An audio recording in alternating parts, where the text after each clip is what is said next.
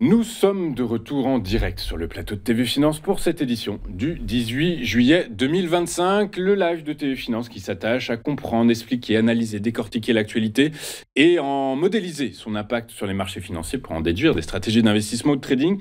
Et pour continuer dans cette mouvance, dans cette philosophie, eh bien, il est l'heure de retrouver Eric Galliègue. Bonjour Eric.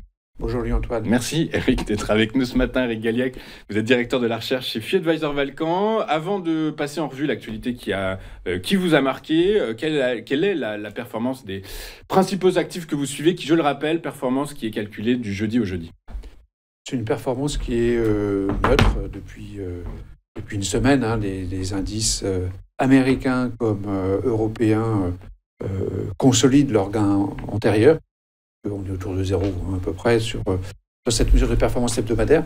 L'élément clé, plus important cette semaine, c'est la baisse de l'euro. L'euro qui a reperdu 1%, on se retrouve à 1,16. On avait pratiqué 1,18, un petit peu plus.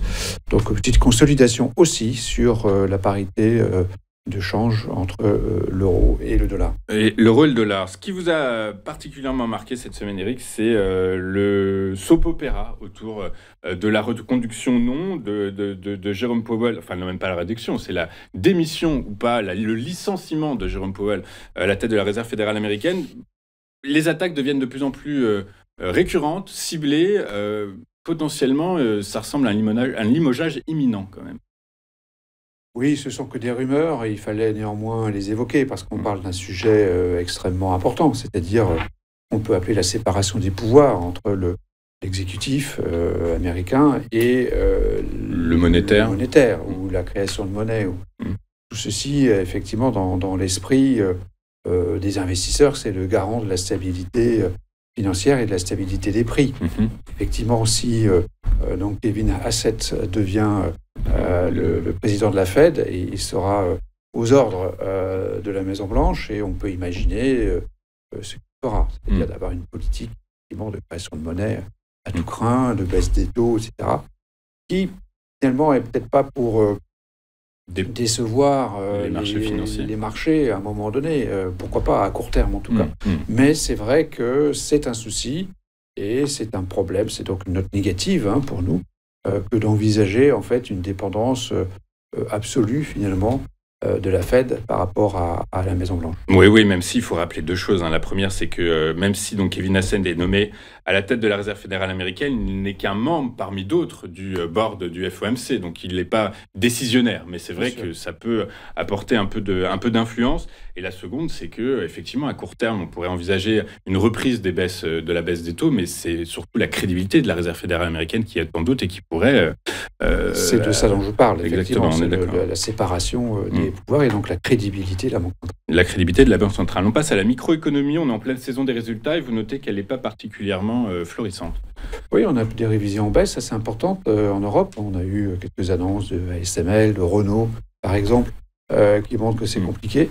Il y a différents éléments qui expliquent ça. Évidemment, la force de l'euro. La force de l'euro, c'est quand même un vrai sujet pour beaucoup d'entreprises très présentes en Amérique. Donc, on considère qu'une hausse de 10% de l'euro signifie une baisse de 2,5% des bénéfices. Donc, c'est déjà un élément important. Et puis, il y a bien sûr un autre phénomène, la double peine, à savoir donc, c'est effectivement les droits de douane qui sont en train d'être sont effectifs aux États-Unis pour 10% et qui pourraient passer à 30%. Donc, c'est vrai que le sujet de ces négociations commerciales est effectivement extrêmement important. Il faut qu'on trouve un accord le plus équilibré possible. On sait qu'il sera l'avantage des États-Unis, puisque de toute façon, le sujet, c'est bien ça.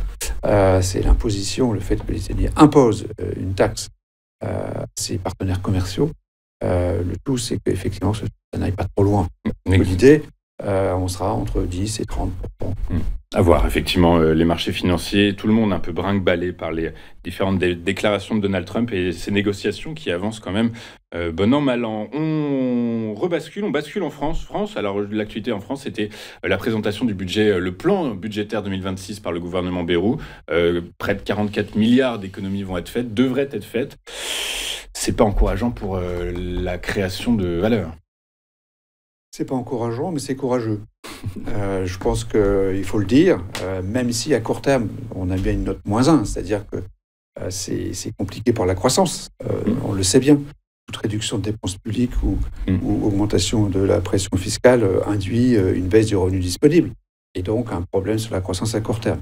C'est ce que l'on pense, ce que je pense sur cet événement.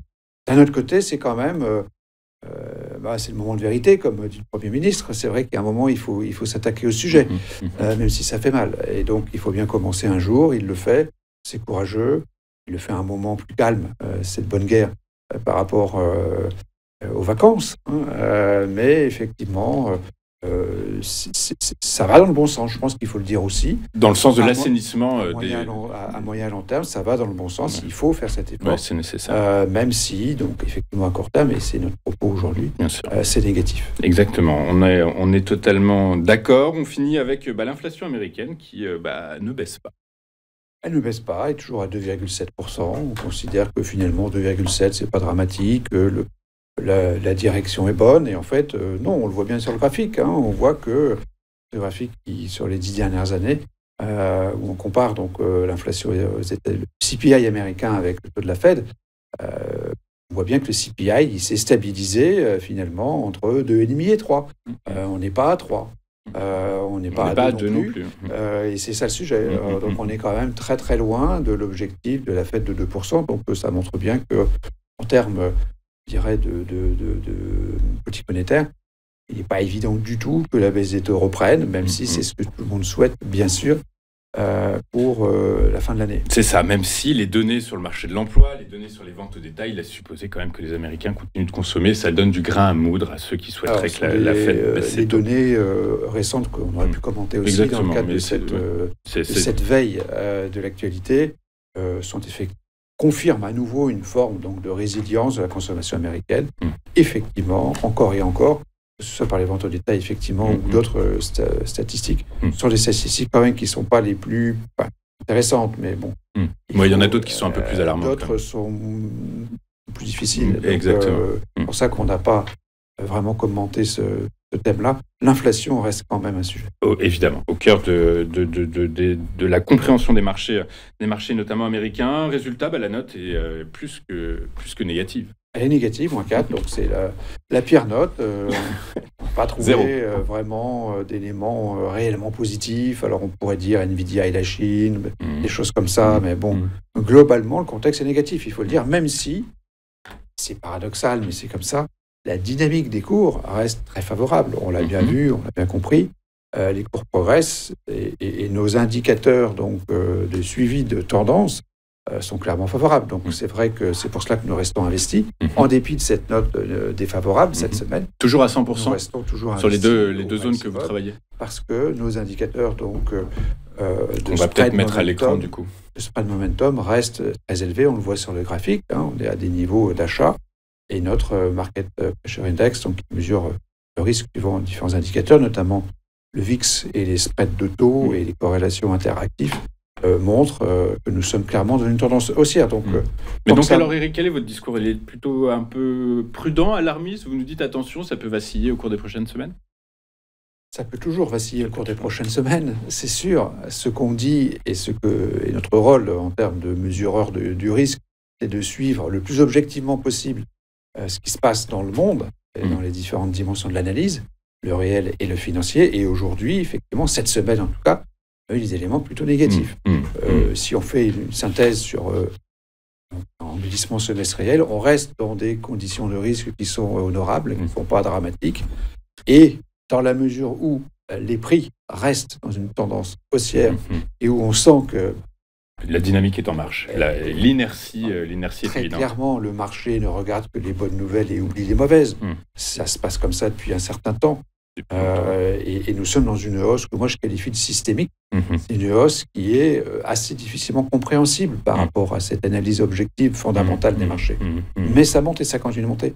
Et on sait très bien qu'il ne faut jamais s'opposer à la tendance. Donc c'est vrai qu'il faut admettre que cette hausse continue. Elle va continuer encore manifestement. Et d'une certaine façon, il y a un accord qui va être annoncé entre les États-Unis et l'Europe. Il sera probablement, et espérons-le, bien interprété, même si on aura peut-être 20% de taxes supplémentaires, de droits de douane. ça sera plutôt bien interprété, alors que dans un autre contexte de marché, ça serait très mal interprété parce que Mm. c'est objectivement, et on le sait depuis le mois d'avril, un paramètre très négatif. C'est évident. C'est Et évident. pourtant, la bourse monte. Et pourtant, la bourse monte. Éric, l'homme qui n'est pas complaisant avec les marchés financiers. Merci beaucoup, Éric, d'avoir été avec nous ce matin. Merci pour vos explications, votre temps, vos analyses. Éric Galliègue, vous êtes directeur de la recherche chez FI Advisor Valcamp. Et puis avec nous tous les vendredis pour nous expliquer comment les marchés fonctionnent, comment ils prennent de l'épaisseur et surtout quelle est l'actualité qui les fait bouger. Merci beaucoup. À la semaine prochaine. Nous, on marque une courte page de publicité. On se retrouve pour la suite et la fin de cette édition dans un instant. À tout de suite.